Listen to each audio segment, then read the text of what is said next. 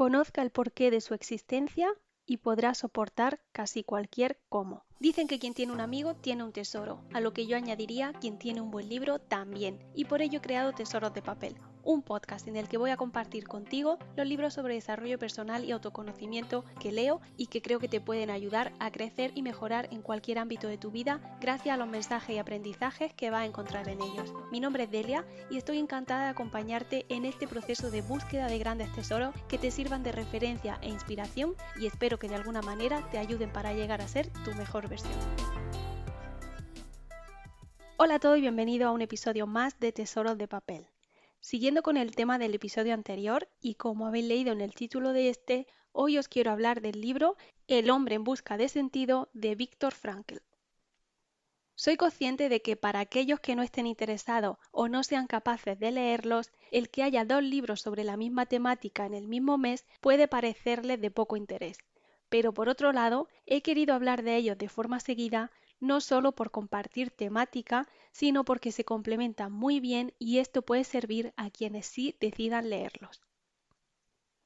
Como comenté en el episodio anterior sobre el libro La bailarina de Auschwitz, Viktor Frankl, el autor de El hombre en busca de sentido, fue amigo y mentor de Edith Eger, la autora y protagonista del primero, y por eso en ese primer libro vamos a encontrar referencias al autor del segundo que os recomiendo hoy.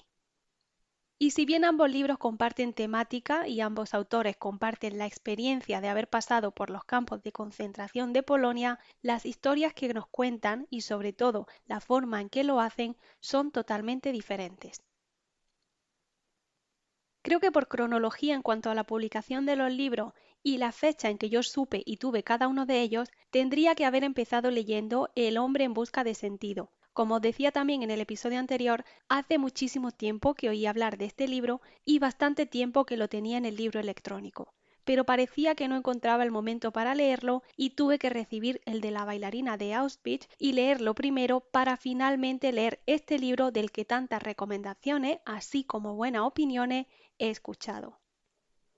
Y es que El hombre en busca de sentido es uno de los libros más reconocidos y valorados mundialmente debido a que no se trata solamente de una declaración o narración de las experiencias propias de su autor durante los años que pasó en los campos, sino que además nos ofrece un análisis de conductas, tanto de los prisioneros como de sus opresores, una evaluación psicológica de los hechos y experiencias tanto durante como posteriores al internamiento y los fundamentos de la logoterapia, como una novedosa doctrina gracias a que antes de su detención ya trabajaba como especialista en neurología y psiquiatría. Pero tengo que reconocer que si considero solo la historia de la experiencia personal, el primero me parece más completo, ya que cuenta de forma cronológica la vida y experiencias de la autora, mientras que en el segundo no se relatan todas las experiencias de forma continua, sino que para cada tema o explicación se añaden ejemplos de situaciones y experiencias vividas. Por lo que este libro, El hombre en busca de sentido, se divide en 2 partes. La primera, titulada Un psicólogo en un campo de concentración, se estructura en 3 fases: internamiento en el campo, la vida en el campo y después de la liberación. Y como os digo, estas 3 fases no exponen una sucesión cronológica de toda su experiencia antes, durante y después de su paso por estos lugares, sino que en relación a diferentes temas nos cuenta algunos ejemplos que complementan muy bien la idea o el concepto que el autor pretende explicar. Temas como el amor, el humor, el arte, la política, la religión, la sensibilidad emocional o la libertad interior, entre otros. Algunas ideas que me gustaría destacar de esta primera parte del libro son: si bien parecían no ser dueños de su destino, cada decisión que tomaban cuando surgía alguna oportunidad suponía una gran responsabilidad. Por eso, el prisionero temía tomar una decisión porque ésta podía suponer tanto seguir vivo como morir. En relación a esto vamos a leer cómo el autor de este libro tuvo varias oportunidades de librarse, de ser trasladado e incluso de escapar, y en todas ellas, lejos de aprovechar la oportunidad, decidió marchar hacia donde lo destinaban o quedarse en el campo. Y gracias a estas decisiones consiguió salvar su vida, ya que quienes se aprovecharon de estas ventajas, y digo ventaja entre comillas, no tuvieron la misma suerte. Otra idea que destaco relacionada con la anterior es sobre la libertad interior, ya que observando el comportamiento de los prisioneros parecía que el hombre es alguien que vive inevitablemente condicionado por las circunstancias. Esto es algo que nosotros también podemos observar en nuestro día a día, y por ello, frente a dichas circunstancias, carece de libertad de elección. Sin embargo, como dice el autor, las experiencias de la vida en un campo demuestran que el hombre tiene capacidad de elección. El hombre puede conservar un vestigio de la libertad espiritual, de independencia mental, incluso en las terribles circunstancias de tensión psíquica y física. Los que estuvimos en campos de concentración recordamos a los hombres que iban de barracón en barracón consolando a los demás, dándoles el último trozo de pan que les quedaba. Puede que fueran pocos en número, pero ofrecían pruebas suficientes de que al hombre se le puede arrebatar todo salvo una cosa: la última de las libertades humanas, la elección de la actitud personal ante un conjunto de circunstancias para decidir su propio destino. El modo en que un hombre acepta su destino y todo el sufrimiento que éste conlleva le da muchas oportunidades, incluso bajo las circunstancias más difíciles, para añadir a su vida un sentido más profundo. Puede conservar su valor, su dignidad, su generosidad. O bien, en la dura lucha por la supervivencia, puede olvidar su dignidad humana y ser poco más que un animal, tal como nos ha recordado la psicología del prisionero en un campo de concentración. Aquí reside la oportunidad que el hombre tiene de aprovechar o de dejar pasar las ocasiones de alcanzar los méritos que una situación difícil puede proporcionarle. Creo que de todas las ideas y aprendizajes que podemos extraer de este libro, esta es sin duda la más importante y que todos debiéramos tener presente en los momentos más difíciles de nuestra vida.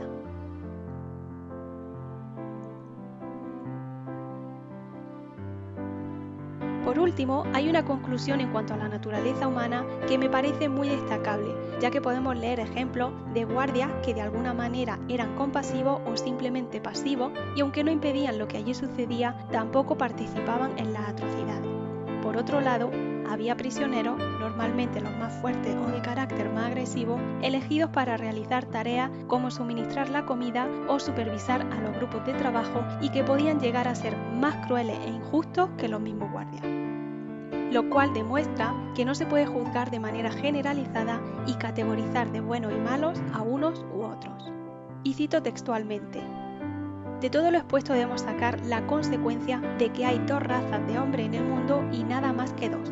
la raza de los hombres decentes y la raza de los hombres indecentes. Ambas se encuentran en todas partes y en todas las capas sociales. Ningún grupo se compone de hombres decentes o de hombres indecentes así sin más ni más. En este sentido, ningún grupo es de pura raza y por ello a veces se podía encontrar entre los guardias a alguna persona decente. La segunda parte de este libro, titulada Conceptos básicos de la logoterapia, que fue añadida por petición de los lectores de su relato autobiográfico para explicar su doctrina terapéutica, la logoterapia. Tal y como dice el autor, la logoterapia se centra en el significado de la existencia humana, así como en la búsqueda de dicho sentido por parte del hombre. Por lo que en esta segunda parte vamos a leer sobre la voluntad de sentido, la frustración existencial, las diferencias entre la logoterapia y el psicoanálisis, el vacío existencial y el sentido de la vida.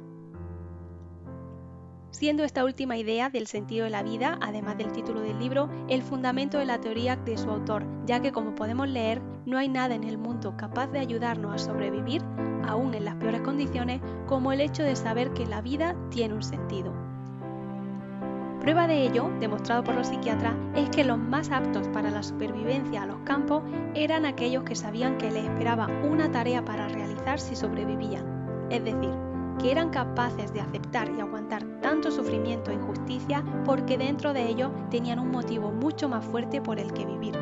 ya fuera una persona a quien cuidar o con quien reencontrarse, como era el caso de la protagonista y autora del libro anterior, o una tarea o trabajo que realizar tras la liberación, como fue para el protagonista y autor de este libro, quien soñaba con poder terminar el manuscrito que le arrebataron cuando llegó al campo y que había comenzado a reescribir durante su internamiento, y a completar con todas las ideas y conclusiones que sacaba de cada experiencia.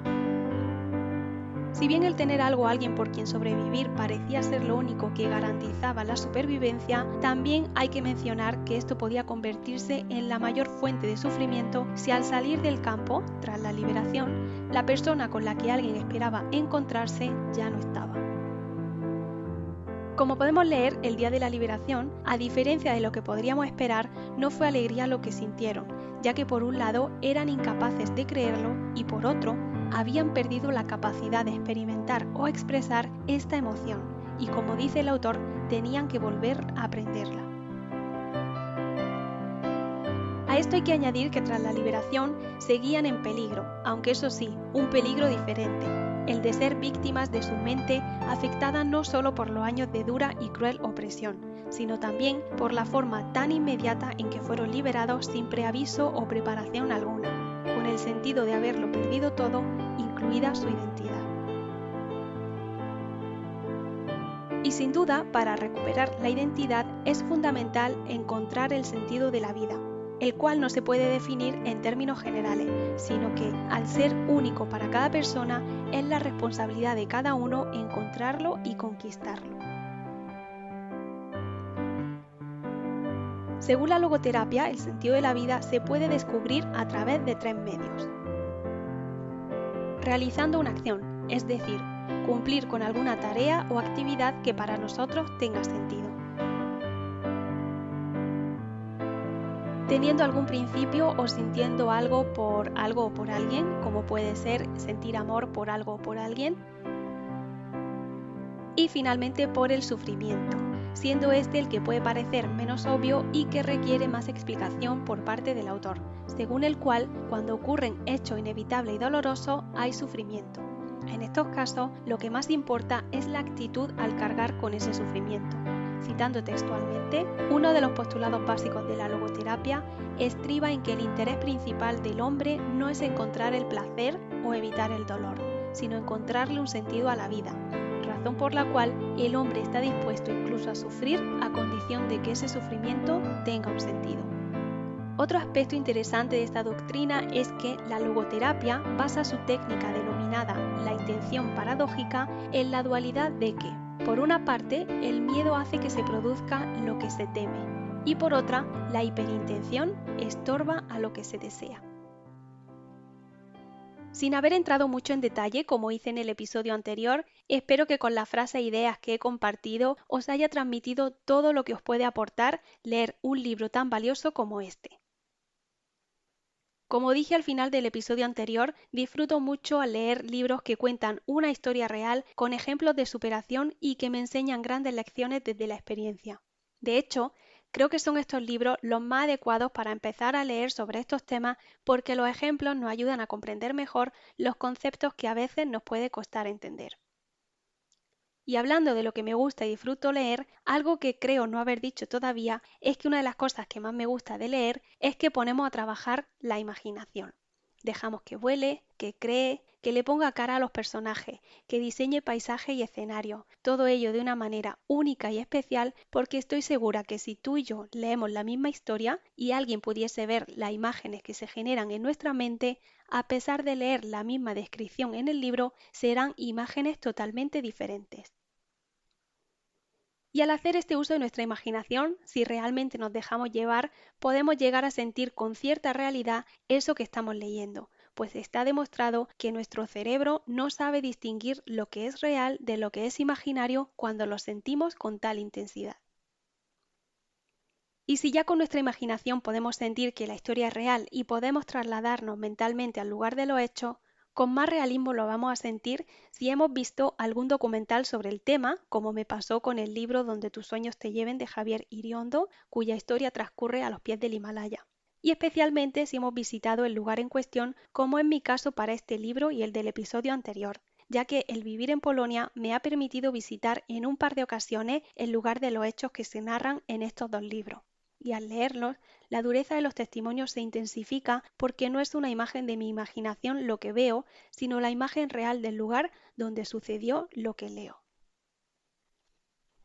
Al igual que reconozco que leer estos libros puede resultar muy difícil, no lo es menos visitar este lugar, pero igualmente lo recomiendo para aquellos de vosotros que tengáis la oportunidad y os sintáis preparados. Viktor Frankl nació en Viena, estudió medicina y se especializó en neurología y psiquiatría. Antes de su detención ya había ejercido como psiquiatra en diferentes hospitales de su ciudad natal. Fueron su estudio y profesión los que le permitieron dedicarse al cuidado de enfermos en los campos de concentración, haciendo su experiencia más llevadera por tener a alguien a quien cuidar.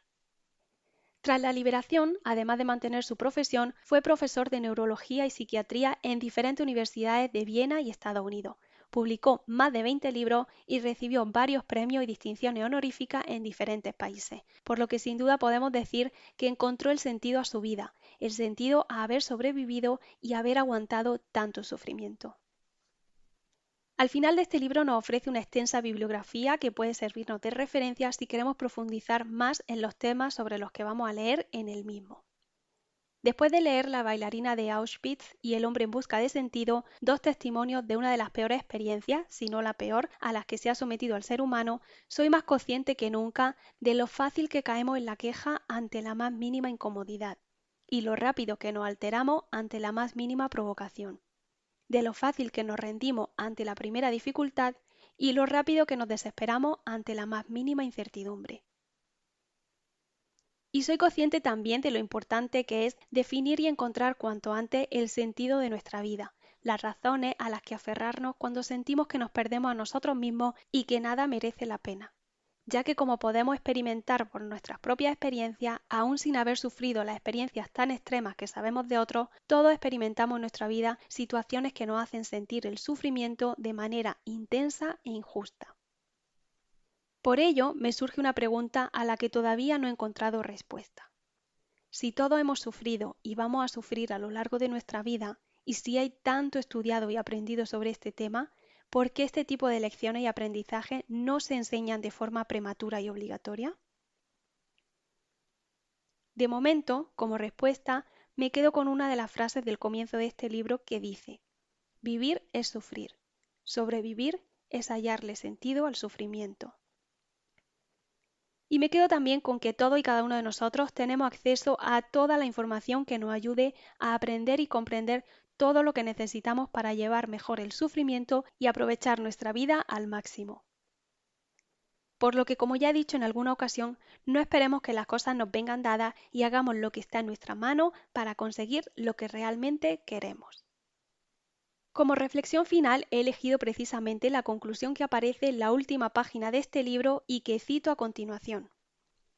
El ser humano no es una cosa más entre otras cosas. Las cosas se determinan la una a la otra, pero el hombre, en última instancia, es su propio determinante. Lo que llegue a ser, dentro de los límites de sus facultades y de su entorno, lo tiene que hacer por sí mismo. En los campos de concentración, por ejemplo, en aquel laboratorio vivo, en aquel banco de pruebas, observábamos y éramos testigos de que algunos de nuestros camaradas actuaban como cerdos, mientras que otros se comportaban como santos. El hombre tiene dentro de sí ambas potencias. De sus decisiones y no de sus condiciones depende cuál de ellas se manifieste. Espero que os haya gustado este episodio y que al menos os haya hecho reflexionar. Si es así, os agradecería que me lo hagáis saber dándole a me gusta y dejándome un comentario. También podéis escribirme a la dirección de correo electrónico que os dejo en la descripción junto con el enlace a la publicación de este episodio en tesorosdepapel.com/El hombre en busca de sentido, donde vais a encontrar los enlaces para comprar el libro tanto en papel como en versión electrónica. Como siempre, os animo a compartirlo con aquellas personas a quienes creáis que les puede interesar para que estos libros y sus grandes mensajes sean conocidos por el mayor número de gente posible. Muchas gracias por escucharme una vez más y os espero en el próximo episodio.